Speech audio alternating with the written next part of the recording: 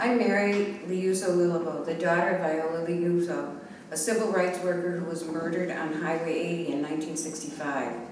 I came to Selma to commemorate Bloody Sunday and those who lost their lives for voting rights and to celebrate the victories of the movement.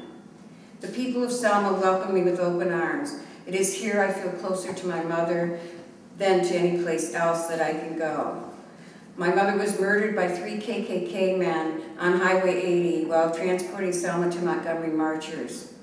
An FBI informant witnessed her murder, yet the 3 KKK men who committed the murder were found not guilty in a court of law. In preparation for my trip, I did internet research on Selma, and I came across information that shocked me to my core. The first thing I wanted to investigate, since I had heard his name so much lately, was Nathan Bedford Forrest. He is the Civil War, I believe he was a Confederate general, who in Mississippi they are planning to sell commemorative license plates celebrating Nathan Bedford Forrest. He was a slave trader, and actually, if you look up slave trader in the, just put it into Google it will come up and it will tell you that slave trading was a business and that there were 3 main slave traders in the South at that time, and there were 2 other gentlemen and Nathan Bedford Forrest. And he didn't import slaves from Africa, he actually bred them in what I would call stables and then sold them with, people knew what the prices were going to be. But really the issue isn't Nathan Bedford Forrest. The issue that I came across in investigating Nathan B. Forrest was that I had been familiar with the work of a woman named Patricia Godwin, who has been spreading hate and propaganda all over the internet since 1965, or at least since she was old enough to do it. And right now she's selling on the internet publications that the Klan put out shortly after the march, in which they tell the true story of the Viola Liuzzo slaying, the true story of the James Reeb slaying, who was actually, what they claim is that it was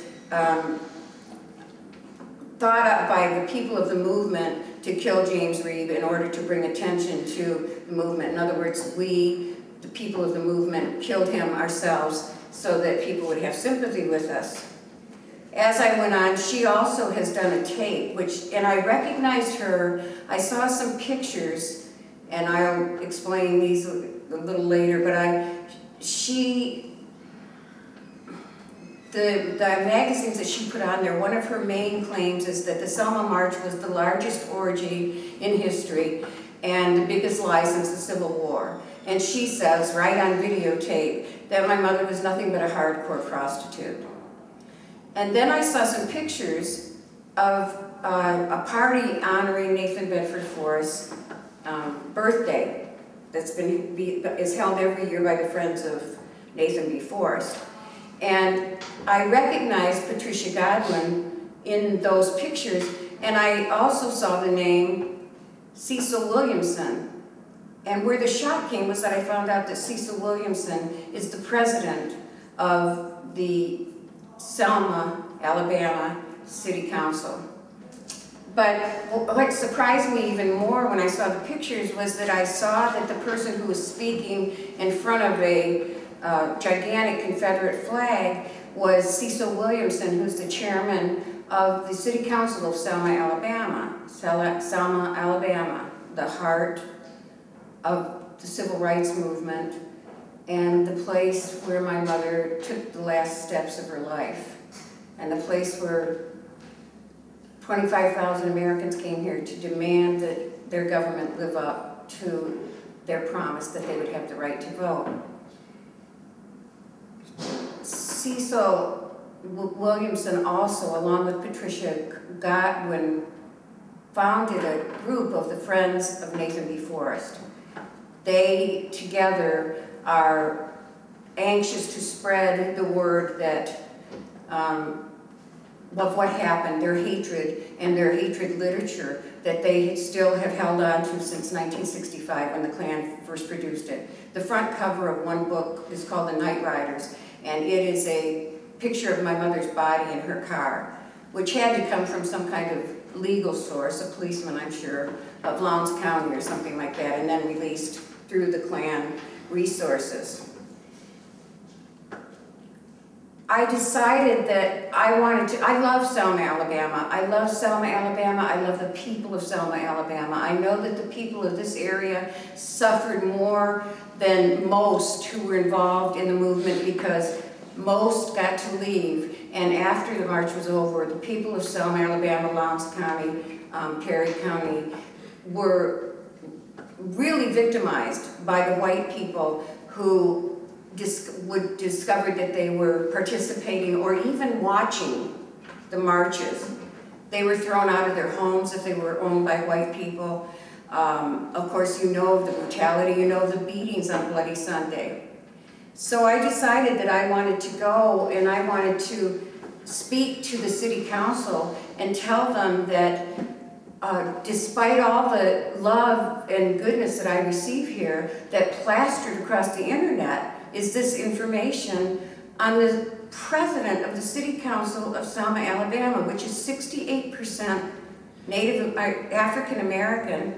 The City Council itself is a majority black, and yet this man was voted by the people of his districts. That's fine. The white districts want him in their position, that's fine. But then this predominantly black city council voted him into the position of president of the city council, which will give him a lot of say. And it looked to me like he already has a lot of control of things. And should anything happen to the black mayor of Selma, Alabama, Cecil Williamson will become the mayor. But here's my point. There are hundreds of thousands of Cecil Williamsons in the world. I'm not going to change them. I don't care if the Friends of Forest want to put his name on their license plates, because I feel like, you know what? If you want to identify yourself as a lover of Nathan Bedford Forrest, that's fine with me. Go ahead. That just means I can stay further away from you. But when the people of our country who have fought and died and struggled right from slavery on up. People survived slavery. They survived it. It should have probably wiped out. It should have been genocide, but they survived. And they survived to get up to the 60s where people came out and in strength and in unity got the right to vote, which was their right to vote since the Civil War, but they demanded that the government secure it. And here in Selma, Alabama, they allowed somehow, I don't know whether it's through apathy or whether it's through, I don't know, but they allowed this to take place in their city after all that they've given, that this wouldn't take place. So you understand, Cecil Williamson is a bad man. Patricia Godwin is a bad woman. And yet somehow they managed to get their agenda, their purpose, their reason for living, which is hatred, and bring it to one of the top places in the Selma City Council. So here's what I want to say. If this is happening here in Selma today, and that's happened, where else is it happening in the country? Where else have we gotten negligent or lazy or just not wanting to bother, either by not voting or just voting for whoever, just putting a mark on a piece of paper without taking the time to look into who these people are. Look, yes, we can go down and we can vote for our president, but if we don't get the support for him on this level, the level of cities and things, we're going to lose the battle. 2012 isn't very far away, and people have, my mother came here and gave her life to make sure that we all could vote. So now it's our responsibility to honor that legacy and to not let them down. 2008 we celebrated. I felt like for the first time in my life I was absolutely sure that my mother hadn't given her life in vain, that Jimmy Lee Jackson hadn't given his life in vain, that Dr. King hadn't given his life in vain. We have something to respect and protect. And I just want to close by reading you a couple of things that Dr. King said. And this is from Dr. King's speech, the day of the march. My mother was killed that evening. They told us we wouldn't get here. And there were those who said we would get here only over their dead bodies. Well, yes, sir. But all the world today knows that we are here. And we are standing before the forces of power in the state of Alabama saying, we ain't going to let nobody turn us around. And once more, the method of nonviolent resistance was unsheathed from its scabbard, and once again, an entire community was mobilized to confront the adversary. And again, the brutality of dying order shrieks across the land. Yes, Selma, Alabama became a shining moment in the conscience of man. If the worst in American life lurked in its dark streets, the best of American instincts arose passionately from across the nation to overcome it. There never was a moment in American history more honorable and more inspiring than the pilgrimage of clergymen and laymen of every race and faith pouring into Selma to face danger at the side of its embattled Negroes. On our part, we must pay our profound respect to the white Americans who cherish democratic traditions over the ugly customs and privileges of generations and come forward to boldly hold hands with us. We have come over a way that with tears hath been watered. We have come treading our paths through the blood of slaughtered, out of the gloomy past.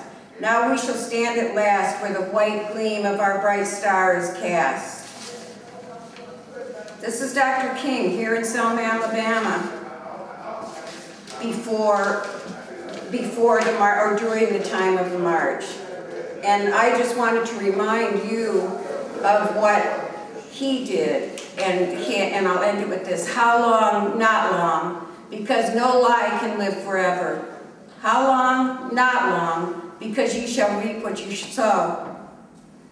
How long? Not long. Truth forever on the scaffold, wrong forever on the throne. Yet that scaffold sways the future, and behind the dim unknown standeth God within the shadow, keeping watch above his own. How long? Not long, because the arc of the moral universe is long, but it bends towards justice. How long? Not long, because mine eyes have seen the glory of the coming of the Lord. And I'm saying, we can't go back there. We can't go back there. But not getting up and not looking around and just getting comfortable is going to put us back in a place that it's going to be even harder to get out of. So I'm going to end with that, and I'm going to say, don't let the Cecil Williamsons and the Pat Godwins of our country get their hold back on our people.